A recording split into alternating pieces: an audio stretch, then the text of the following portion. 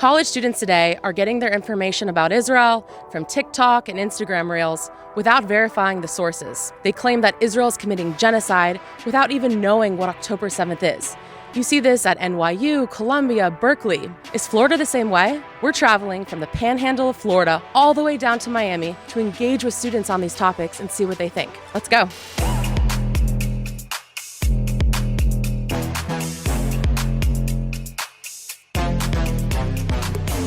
How do you receive your news today? I hear it from a birdie pretty much. How do you receive your news? I don't. Usually through social media, YouTube. Well, my parents, probably. Or what's on the TV when I walk by. I'm not gonna lie, social media. A lot on TikTok and Instagram. Sometimes the news, or like the weather app. The class I'm taking, law enforcement, we go over it every day. Social media like TikTok. What have you seen in the news in regards to what's going on in Iran? Honestly, not much. I don't know anything about that. What happened? I actually haven't seen anything in the news. In the last 2 months, there's been a lot of protests for freedom of speech, freedom of expression from the Iranian regime. 30,000 people have died. Why do you think that the news does not cover Iran the way the news covered Gaza, considering these protests align so much with liberal values? They're probably getting a check slipped under the bed. I think Palestine is probably more covered because, it is an absolutely atrocious genocide that's happening over there. Have you seen anything in the news about what happened on October 7th? I'm underneath a rock a lot of the time, so probably not. Not at all. No. No. Unfortunately not. No, sir. Not yet. I don't read the news very much. On October 7th, no, please enlighten me. October 7th, 2023, when Hamas went into Israel, killed over 1,000 civilians, 250 hostages they took. Most people were just partying at a music festival. Have you ever been to a music festival or a concert? Just one. Okay, so imagine you went to a concert and someone came and took you hostage and brought you into the tunnels of terror. It kicked off the whole war. Oh, I did not know about that. You haven't heard any of this? No, sir. I didn't even know about that. Yeah. Oh, snap. That's crazy. I did not know that was happening. That was the point of why the IDF soldiers knew they were going into Gaza to go house to house looking for civilians who were collateral damage in a terrorist plot to kill the Jews. Israel's retaliation to the October 7th massacre was to go into Gaza to retrieve the hostages. That was the first intention. And then after a year, I would say, it shifted. The second intention was to remove Hamas, a terrorist organization, from power. Shows the intention was not to kill civilians, more so civilian deaths are collateral damage of war. Could you agree to that? I would agree with that, yes. If somebody came in and invaded, you had the right to respond. What have you seen in the news regarding what's going on in Israel? Just the basic stuff, the genocide that's happening. I don't know the specifics of honestly what happened. Have you seen in your news that you've seen the narrative that's being pushed that Israel is committing a genocide? I've seen it. At least on my feed, I've seen it. Would you agree with that narrative? Oh, yeah. Yeah? Yeah. You do think that Israel committed genocide towards the Palestinians? Yep. Yes. Absolutely. I think so, and I think there's evidence to show it. I would say so. I do believe they are committing genocide. Yeah. I do believe it. Overall, I would say it is a genocide. It does qualify as genocide, yes. They're obliterating all of the people, from what I know. Yeah, I would. Why? Just absolute destruction of an entire population. Man, I've seen the videos of them doing strikes and things of that nature on places where there are a lot of civilians. That's just wrong. That's just genocide. I think Israel just wants that land, and they have in their minds convinced themselves that Palestinians are not worthy of rights or life or anything good in the world. It's hundreds of thousands of people dying. Killing millions of people, that would be classified as a genocide. Millions of people in Gaza? Oh, sorry. I don't actually know the stats. If you don't feel as knowledgeable, why take such a strong stance? Because genocide is not something to be thrown around. Let me give you some perspective. Genocide has a lot of intent. Let me throw you an example. This isn't Palestinians, but Hamas, the terrorist organization that openly calls for the death of all Jews globally. They themselves, when they crossed into Israel on October 7th, said, we want to kill all the Jews and genocide. That's an open declaration of genocide. And the Israels do the same thing, so is that okay? Israel doesn't have that. Yes, they do. Where does Israel have written that we were going to kill all Palestinian civilians? They literally pledge all the time. Do you view Hamas as freedom fighters or a terrorist organization? Freedom fighters. Why? because I believe that Israel is the terrorist organization. Did you ever read the charter of Hamas? No. They openly say we want to kill all Jews everywhere, period. But that does not justify. That's a problem. But that does not justify. I'm not talking about Palestinians. I'm talking about Hamas. There's a difference, no? Are you aware that Israel has the lowest combatant to civilian casualty rate in history of urban warfare? Meaning in all urban warfare, the UN has taken statistics that there's a 9-to-1 ratio, whereas in Israel it's 1.4 to 1. I don't care. They're killing children right now. I was not aware of this. The ratio, according to Hamas's numbers, is about 1.4 to 1, which is the lowest combatant to civilian ratio in the history of modern urban warfare. And genocide in general is defined. It's a two-part definition. One is the intention to wipe out a race, religion, group of people purely based on that group. And the second part, to do it at like a high quantity. I mean, the intent would have to be very severe, and then the quantity would have to be extreme. Okay, what were the means in which they aimed to remove this organization? What did they do in the process of trying to remove this organization? Did any secondary intentions come in the process of trying to remove this organization? Why is it not considered a genocide when you're actively trying to bomb places where there are innocent civilians? I do believe that a modern military like Israel should attempt to do a better job of preventing death in the region. They do. They send out leaflets. They're the only army that lets you know beforehand where they are going to strike. They hack the phones and call them on their phones and say, leave the location. They give advance warning. No one else does this. If Hamas forces the civilians to stay in areas when Israelis offer leaflets and millions of calls to tell them where they're going to strike. It's the only military that lets the civilians know where they're going to strike beforehand. No other country does that. Man, get on with that, bro. Really? Come on, man. Calling them on their cell phone saying, hey, this is going to happen here soon, please leave. They're fully aware to where the next target is. Did you even know that? Nope. Would you still think that the intent is still there, knowing that they're trying to do absolutely everything to protect civilian lives?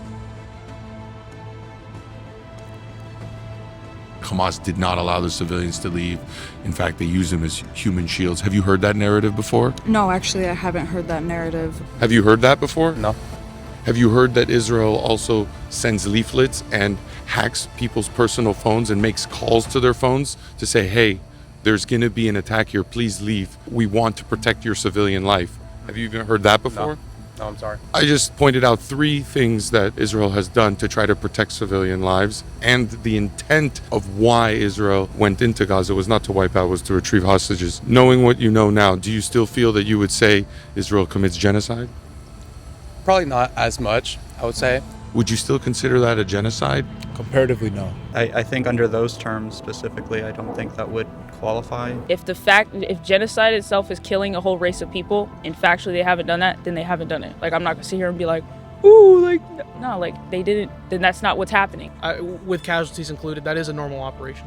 I feel the narrative has shifted to believe that the intention is just to wipe out Palestinian civilians, and I'm unsure where the loss or miscommunication happened between the first 2 intentions to now this narrative intention. How do you think Israel could have responded differently to October 7th, or should they have not responded at all and just taken the L? I don't think that they really should have responded. I mean, if in all honesty, I don't think that they should be where they are at all. Hamas is defending Palestinians, and they are against Israel. I've seen videos of Hamas executing civilians. Okay, well, that's great, but I've still seen Israel. Their own civilians. There is video, because I've seen these videos of people getting bombed while they're trying to save people from the rubble, and they're coming from Israel. And that's what the press is saying, that's what the sources are saying. What would you say to that? Are you saying that that is Hamas propaganda and that they're lying, or what would you say about that? Are you aware that there is Hamas propaganda that has made fake videos of so fake... So then you would say that it's Hamas propaganda? But it's been proven already. New York Times has come out with apology papers saying we were incorrect with our information and news that we received. They've already apologized for some of the fake news that they gave. Are you aware of that? No, I'm not aware of that. First time hearing about it, shocking at first. Nah, you just giving me new information, man. Thank you, though. If you could say something to an IDF soldier, what would it be? Or if you could ask something to an IDF soldier, what would it be? If they believe in the cause and if they believe that they're truly protecting their country, or if they're just in the war to fight a war. I would ask what they think that they are fighting for. I would definitely want to know more details about specifically their role and what they did and what they learned. What do they think they are fighting for? I would mostly just ask what they're here for and what they believe in. as a genuine question. Do you believe what your senior commanders are having you do? Well, I was gonna say, like, I was just gonna ask him how their day was going. Day's going all right. Thank you so much. I was a soldier in the war. Oh, pretty cool. Hello, I'm Isaac. I'm an IDF soldier. Okay. I was a soldier in the war. Well, as an IDF soldier, I can tell you. Oh, really? Are you? Yeah. Oh, hello. My name's Isaac. I was a soldier in the war. Yeah. Hi. How are you? My name's Isaac. I'm a soldier. Well, as an IDF soldier, I was. You were an IDF soldier. And I was in Gaza. Okay. And I went house to house looking for. Thanks for saying thank you, which is surprising you would say thank you if you consider you think genocide. I would say they're a disgrace to their country. Thank you on behalf of the IDF. We went into Gaza to go look for house to house for the hostages that were taken. Right. To remove Hamas, a terrorist organization that openly calls for the death of all Jews globally. Right. I was in Gaza for 2.5 months. I went house to house looking for civilians who were kidnapped and taken hostage. Yeah. Half of the buildings that were leveled weren't even leveled by Israeli. They were booby-trapped by Hamas themselves. And I think Do you know that? I think that is fake news that was perpetuated to you. What do you mean? I saw it with my own eyes. People died next to me because of booby-trapped People may have buildings. died next to you, but I think They that booby-trapped their the own buildings. source- It's my own eyes. I saw The it. source of the explosions. The source is my eyes. I saw it in my life. I can tell you on behalf of the soldiers who were in Gaza, we were very proud and very honored to be able to go in house to house, look for hostages. That was a privilege. And to come back here to see a narrative shift that is completely different from what I experienced with my own eyes, I find strange, which is why I'm asking some of these questions. Do you feel in the United Nations, Israel is treated equal to the rest of the world? I'd say so. Here's something that might shock you. If you counted all the resolutions in the United Nations, half of all the resolutions that they voted on and come together as a world has been against Israel, in comparison to the other half being the total world combined. Meaning that in the eyes of the United Nations, Israel represents half of all the world problems. Would you say that that is a double standard? No. I would say to an extent. Does that feel like a double standard to you? It does. Have you heard the term Zionism before? No. Yeah. Nah. I have heard of it, yes. No, I haven't. Yeah. I haven't before. Zionism is the belief that Jews have the right to self-determine in their indigenous ancestral homeland, which is Israel. The reason that Jews are called Jews is because we're from Judea, which is Israel. So Puerto Ricans are from Puerto Rico, Irish people are from Ireland, Jews are from Judea, and that's where our language, our culture, our tradition all stem from this piece of land. There's a narrative going around that says anti-Zionism is not anti-Semitism. Have you heard that? No, but that's probably because I'm under a rock. I have seen that. Would you agree with that? I would agree with that. I agree with that. Yeah, I think there's a difference. Why? The Jews can live wherever they want, obviously. But but it seems that there's an issue of Jews living in Israel. Zionism is only the belief that the Jews can govern themselves in one place. What's wrong with that? Let me Google what Zionism is. So you wouldn't agree with it? You'd think it's more a detriment philosophy? Yeah. Anti-Zionism is hating Zionists. What would you say if I told you 95% of Jews identify as Zionists? Would you still think there's a detriment there?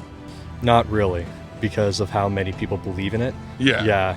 I would say that would change my perspective. I think that anti-Zionism is anti-Semitism because if you don't believe that the Jews have the right to their own native land, then you don't believe that Jews have the right to anything, and that's anti-Semitic. If there's over 50 Arab states, there's maybe 100 Christian states, one Jewish state. Would you guys have an issue of one Jewish state having the right to govern themselves? But yeah, I do have a problem with that. I'm sorry I wasn't the most knowledgeable. No, that's why we're here. We're just trying to educate Yeah, and just going around campuses, trying to figure out, trying to be proactive and visible, finding where the students are, why they think this way, grassroots style. I feel that next time someone asks you about genocide, you'll be like, nah, they didn't do it. Yes, I would feel that way. Once I actually am presented with actual factual information, like, of course, like, I'm not dead set, because I am not knowledgeable. I would say that I myself have learned a good deal here, and I've also been given a lot to think about, a lot to ask. So I'll definitely be educating myself more on the subject. Do you feel like you've learned something here? Yeah. Do you feel like you'll still say genocide going forward? I'll look more on both sides after this, yeah. Many people like yourself feel not completely sure of all the statements or the situations or the facts, but at the same time feel comfortable to say, yeah, it's genocide, and feel confident in that statement, but don't even know what October 7th is and what happened on October 7th. Using that mindset that the media is trying to push narratives on you, and you've seen how much the media has pushed the narrative that Israel is committing genocide, don't you feel like you would question that narrative and say, maybe that's not true at all? I question everything.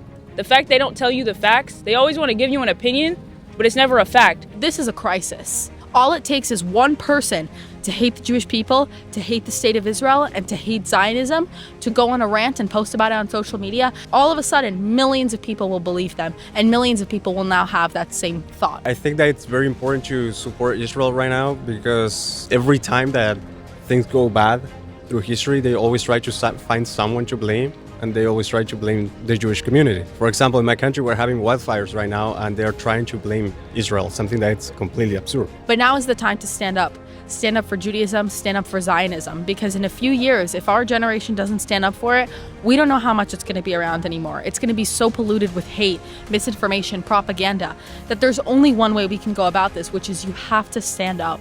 And if you don't stand up, nobody else will. So it's up to our generation to do so. The majority of, students nowadays will wake up, they will scroll on Instagram for about 30 minutes, and then they'll head out.